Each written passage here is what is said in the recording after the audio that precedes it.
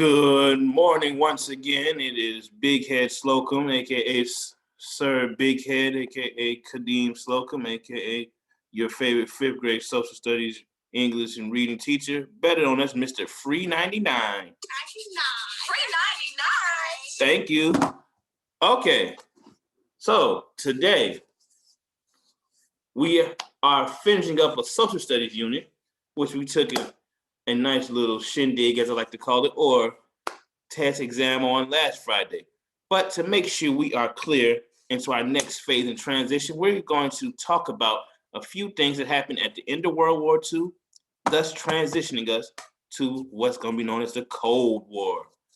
The Cold War. So screen share is a coming.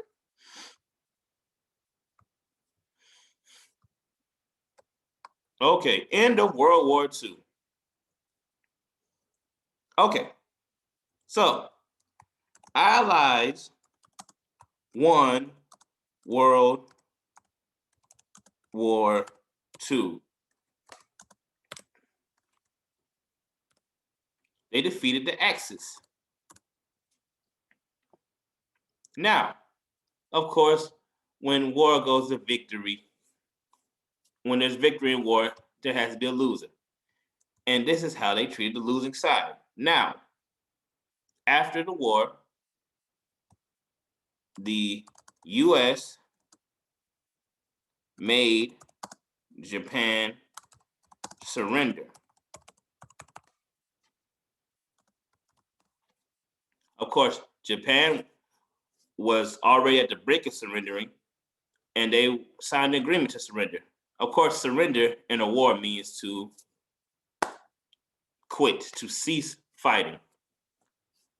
Why did they make them surrender? Because Japan was so severely damaged and under attack by the biggest invention, biggest war weapon at the time, known as the atomic, let me give it just own little section, the atomic bomb. The atomic bomb. Yes, like atom, like nuclear. This was a nuclear weapon. This was something that was never seen at the time. As we know, the atomic bomb was so deadly, it was kept a secret while it was being made. So, the atomic bomb. The USA used an atomic bomb.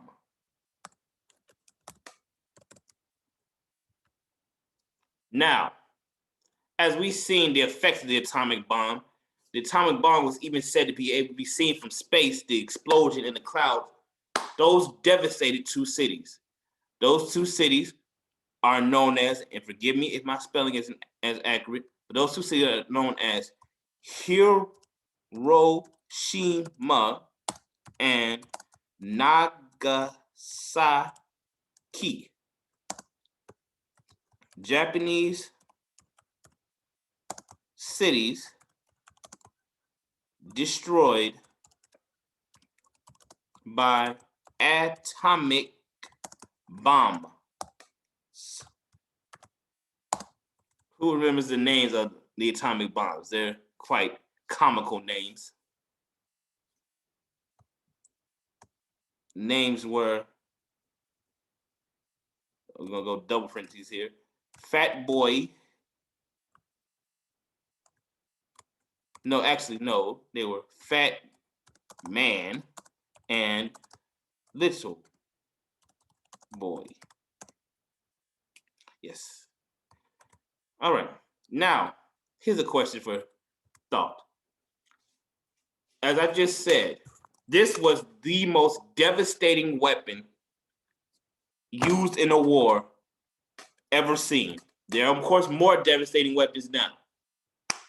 But at the time, this was horrific. How do you all think the rest of the world, the rest of the superpower countries, felt about the United States during this time? After they saw what they just did to Japan, how do you think the rest of the world thought about the United States? Or how do you think they felt about going to war or having a conflict with the United States? in the way we would speak slang terms, the world, the USA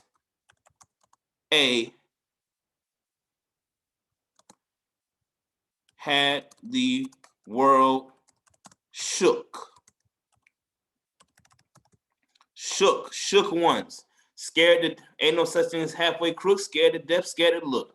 The USA had the world shook. The world was hesitant about having a disagreement with America. And many rushed to form an alliance with them. You all remember what we said about alliance. What's an alliance? Alliance, as we remember, is a team, a team of countries who form under common interest. So, example, me and this person may be from different areas. We may not like the same things. We may not even like each other very much. We may just know each other, but we both hate this person. So because we hate this person, we're going to team up to take this person down. We may not be friends, but we have a common enemy. And that's what many of them wanted to form. So after the war came treaties.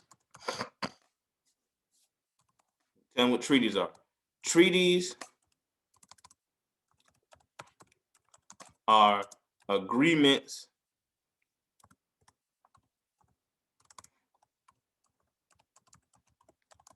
to maintain peace.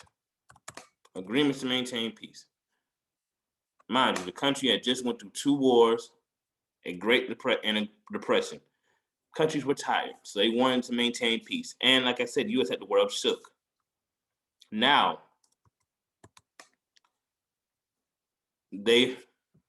thus,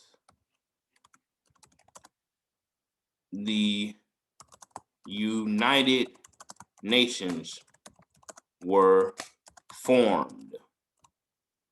Now, the United Nations, or UN for short, was a collection of countries that agreed, hey, we don't want to have any more wars.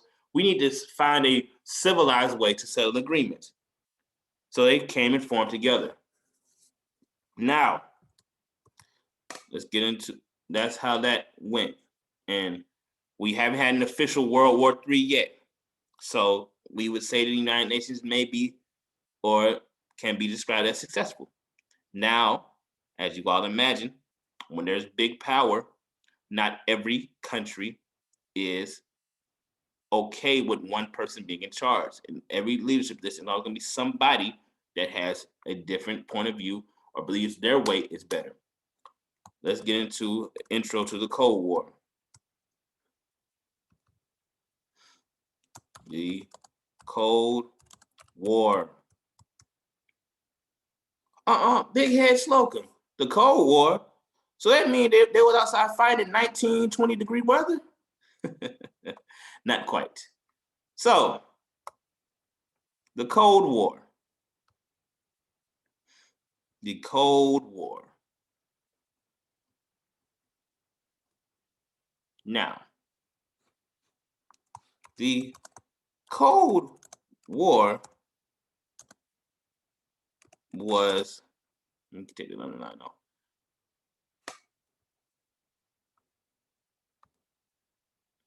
The Cold War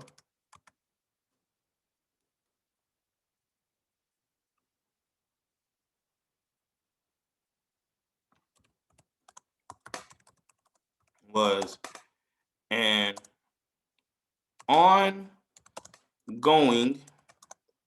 disagreement between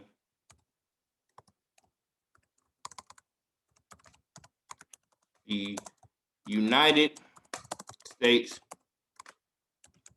and Russia. Their disagreements were based around the governments and way of life that should rule the world. So basically, these two countries, United States,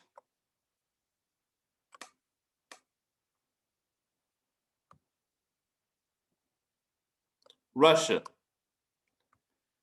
had a disagreements basically saying, hey, I'm big dog. No, I'm big dog. No, I'm the big dog here. And we're going to debate on what governments and what ways of life should rule the world. Okay, so to make this simple, why is it called cold? Have you all ever heard of something being a hot topic? Something's a hot topic. What is it? A lot of people are talking about it. And if it's a hot issue, it's a lot of emotions and a lot of things happen around it, right? Now, the war is called cold because the USA and Russia never actually fought each other. What? Big head Slocum, how is that a war if they never fought? Well, we all have disagreements. Y'all know an altercation can be with words or it can be physical. And sometimes arguments hurt more than physical, right? If somebody says something to you that's really out of line, that's going to bother you more than somebody actually hitting you at times. They never actually fought each other. But what did happen in the Cold War,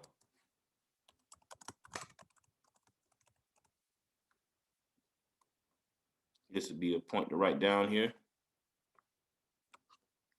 What was prevalent in the Cold War?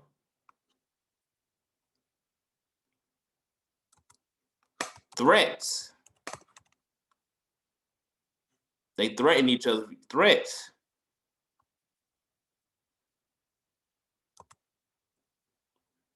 Spies. Yes, we're not talking about spy kit. We're talking about real life agents that were sent to countries to figure out, hey, what are they talking about?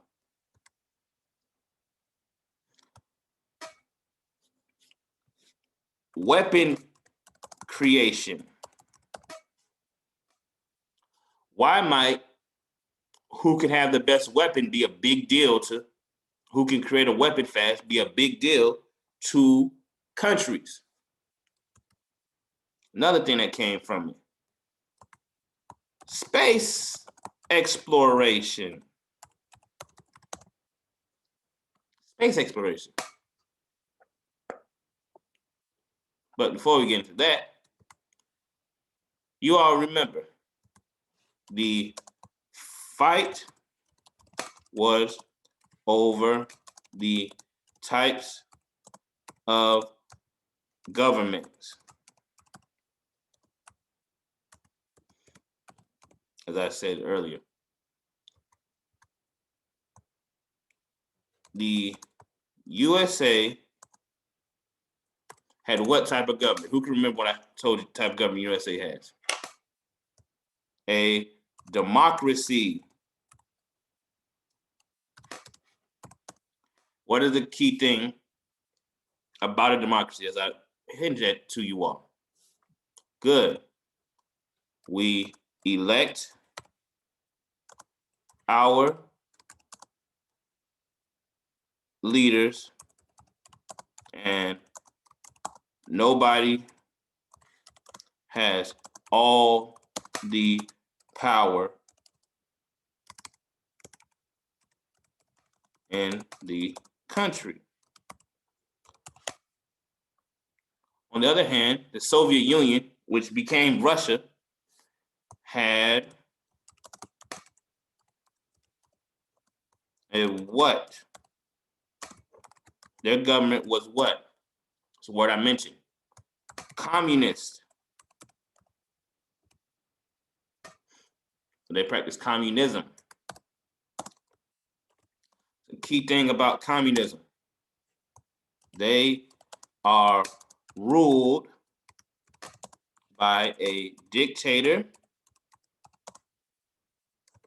What's a dictator? A person who has total control of a country's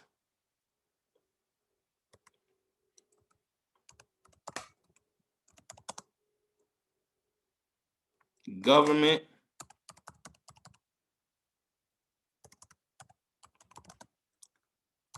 way of life, etc. So person has total control of the country's way of life, government, etc. They have all the power. So the debate was between people who wanted to be democratic and people who wanted to be communist. That was the debate. That was the debate. Between people who want to be communist, people who want to be democratic. So that is a key point. So, and we're going to see when we go in exploring the Cold War deeper, is that it was a race. It was a race basically to show people, hey, democracy is better. No, communism is better. Democracy is better. Communism is better. We do this. No, we do that. And thus, they had to prove themselves. So it was threats made. There were spies. Go see what they're doing here. Go see what those U.S. people. Weapons. Of course, the big weapon of these times were bombs. Bombs were being created during this time.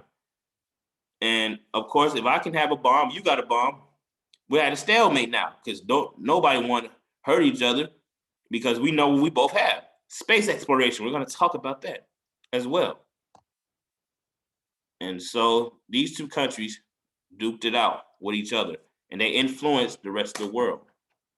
And the people that were on one side was the U.S. side, who were the Democratic. The other side was the Communist side, who wanted to align with the Soviet Union and their ideology. And we're going to talk about that. So yes, that is end of World War II, intro to Cold War. Once again, I'm Mr. Big Head Slocum. Thank you.